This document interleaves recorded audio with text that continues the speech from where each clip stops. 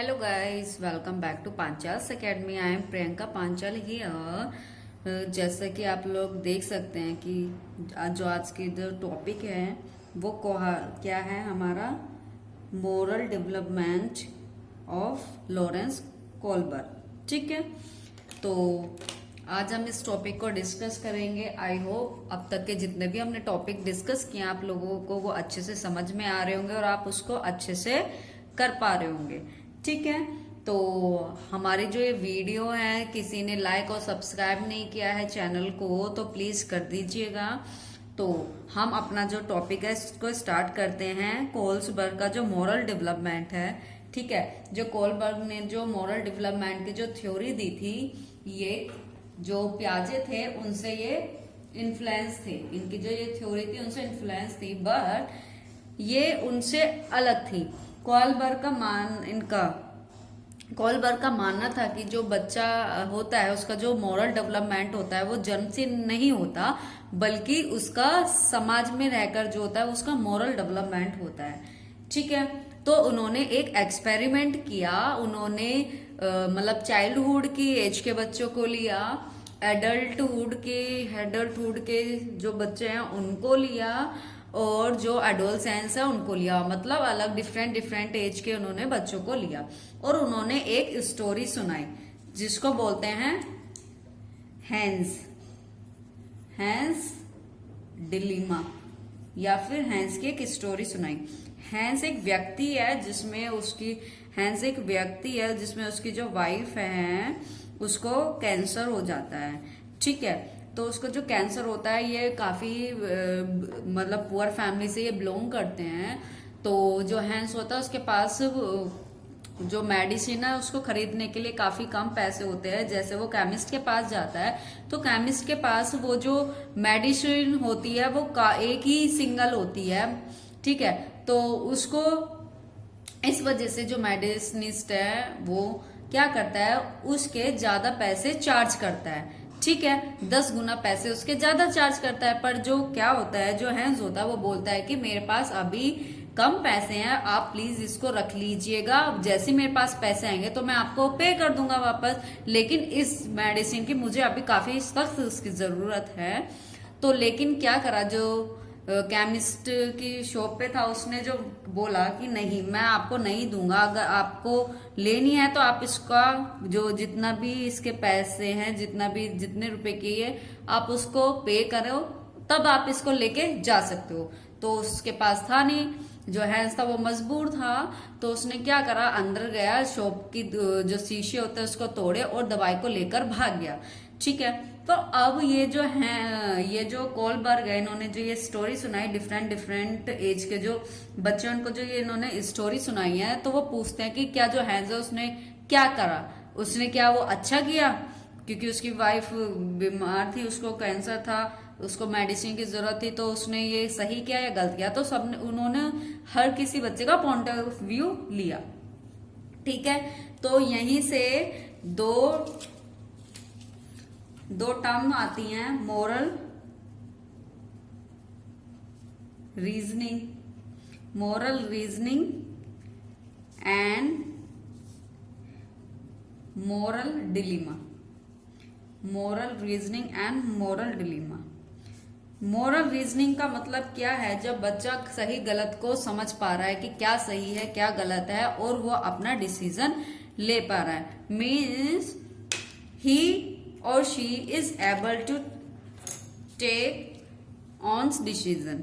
ठीक है, तो यहाँ पे क्या होता है कि बच्चा डिसीजन ले पाता है, एबल होता है कि क्या सही है और क्या गलत है। बट जो ये मोरल डिलीमा है इसमें बच्चा सोचता है, मीन्स वो कंफ्यूज रहता है।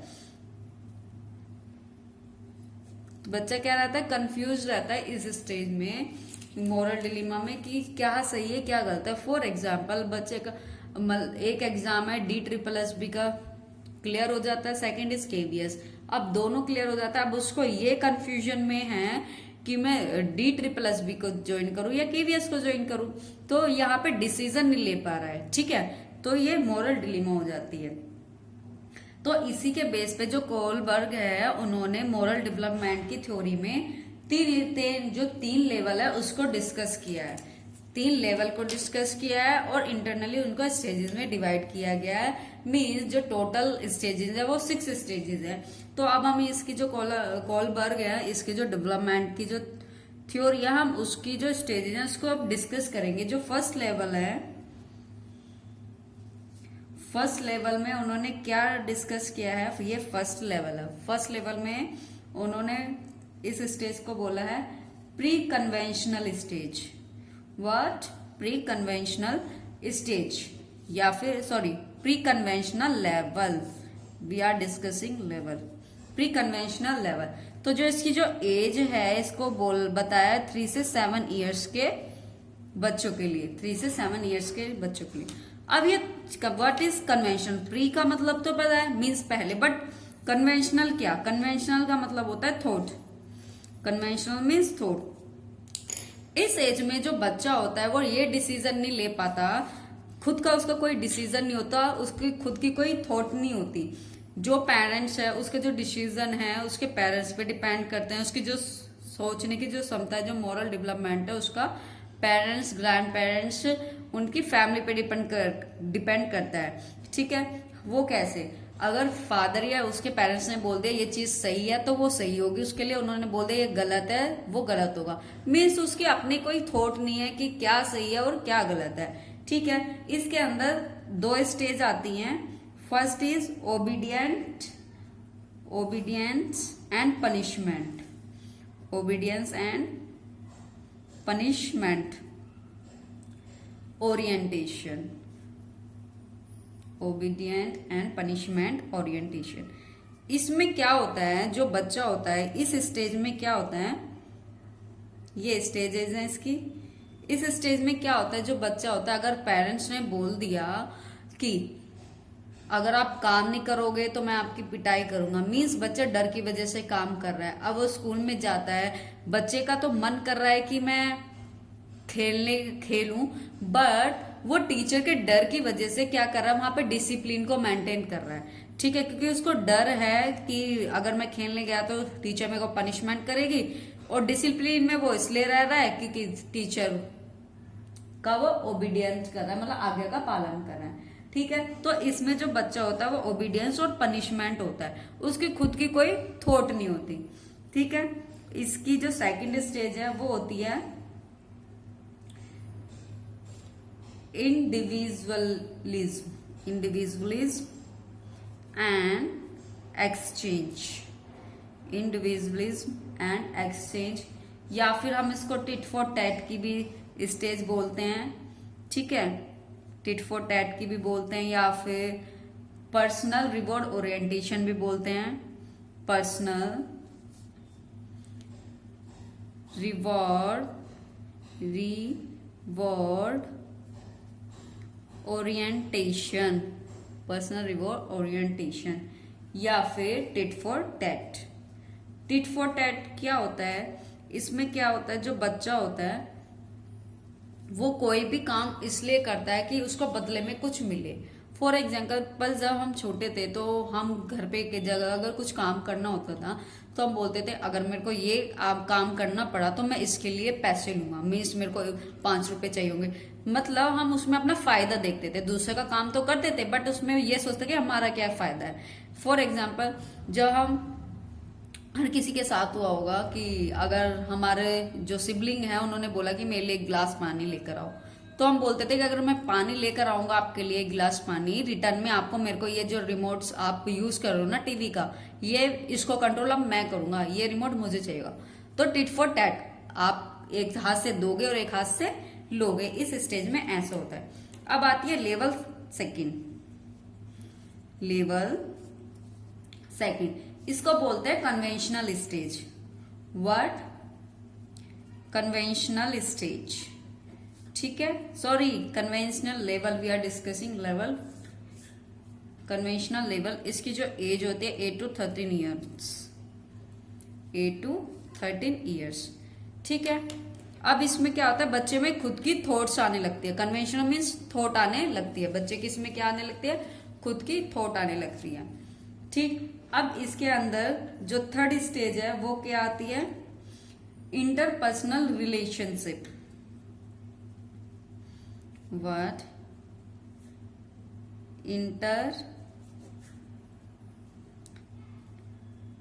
Interpersonal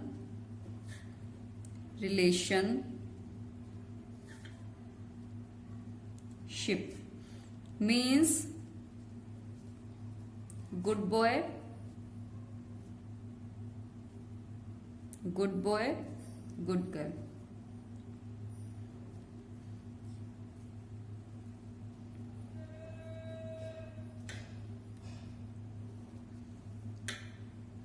इस स्टेज में बच्चा क्या होता है, कोई भी काम इसलिए करता है कि उसको जो सोसाइटी वाले बोले कि ये अच्छा बच्चा है, दूसरों की नजरों में अच्छा बनने के लिए वो कोई भी काम को करता है।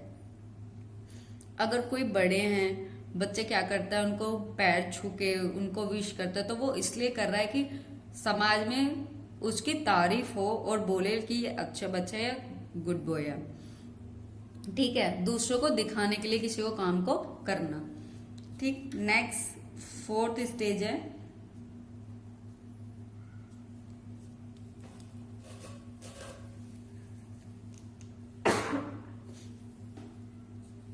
Maintaining the social order. Maintaining the social order. अब ये क्या होता है, ब्रैकेट लॉ एंड ऑर्डर। इसमें क्या होता है, जो बच्चा होता है यहाँ पे सोशल जो रूल्स हैं, सोशल ऑर्डर्स है, उसको मानने लगता है। फॉर एग्जाम्पल, बच्चा जो रेड लाइट होती है उसका पालन करने लगता है। ठीक है, इसमें जो सोशल रूल्स बनाया गया, ऑर्डर बनाया गया, उसका उल्लंघन नहीं करता, मीन्स उसको फॉलो करता है। ठीक, अब लास्ट लेवल आता है, last level means 3rd level, जिसको बोलते हैं post conventional level. Post conventional level, इसमें जो बच्चा है वो बच्चा नहीं रहा, वो 18+ ईयर्स का हो गया, मीन्स वो एडल्ट हो गया। ही और शी इज नाउ एडल्ट। ठीक है, अब इसके अंदर क्या होता है, जो बच्चा होता है इसकी जो स्टेज होती है, 5th स्टेज आती है, जिसको बोलते हैं हम सोशल कॉन्ट्रैक्ट या फिर individual rights. Social contract and individual rights. Okay, अब इसमें क्या होता है, जो बच्चा होता है वो बोलता है कि जो समाज ने रूल बनाए हैं जरूरी नहीं कि वो एकदम ठीक है, मीन्स उसको लगता है कि जो रूल्स बनाए गए हैं वो लोगों के लिए रूल्स होते हैं, ना कि लोगों पर वो रूल्स बनाए जाते हैं।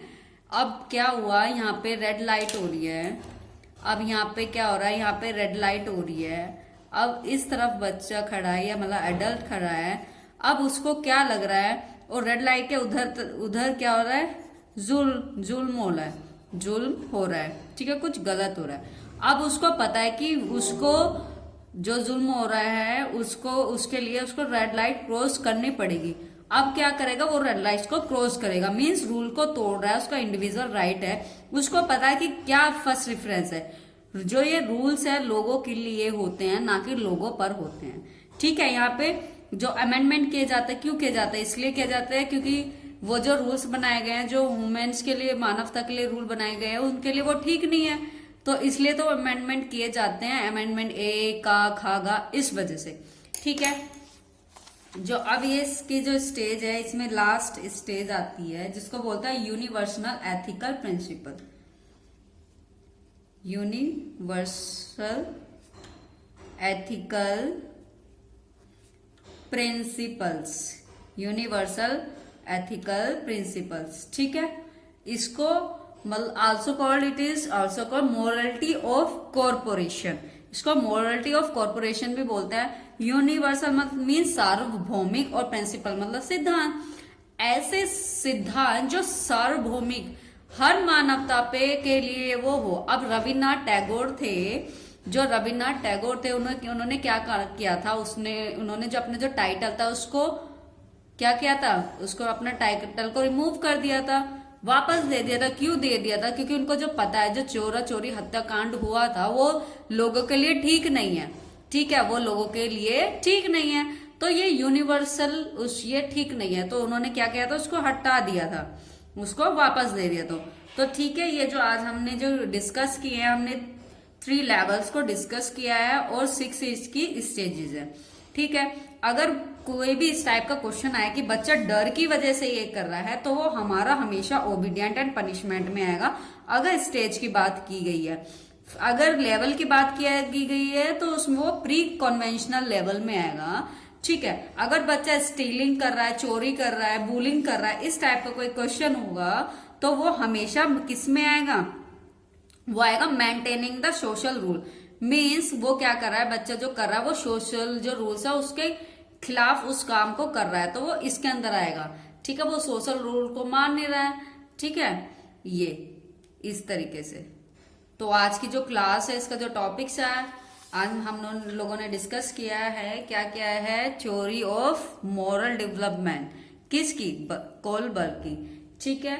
अगर आपको ये क्लासेस अच्छी लग रही हैं, डेली हम एक एक टॉपिक को अपना क्लियर करते जा रहे हैं, और आने वाले टाइम तक DSSB का जो हम फॉर्म्स निकलेंगे, हम तब उससे पहले क्या करेंगे, हम चाहेंगे कि हमारा जो सिलेबस है वो पूरा कंप्लीट हो जाए, then will we do all MCQ which will be based on previous year paper, ठीक है। जो प्रीवियस ईयर पेपर पे होंगे बेस्ड, ठीक है, हम उसकी MCQ भी करेंगे धीरे धीरे, ठीक है। अभी हम इसकी थ्योरी सबकी डिस्कस कर रहे हैं। तो अगर आप लोगों को ये क्लासेस अच्छी लग रही है, please like, share and subscribe the channel. Okay, ठीक है, बाय बाय।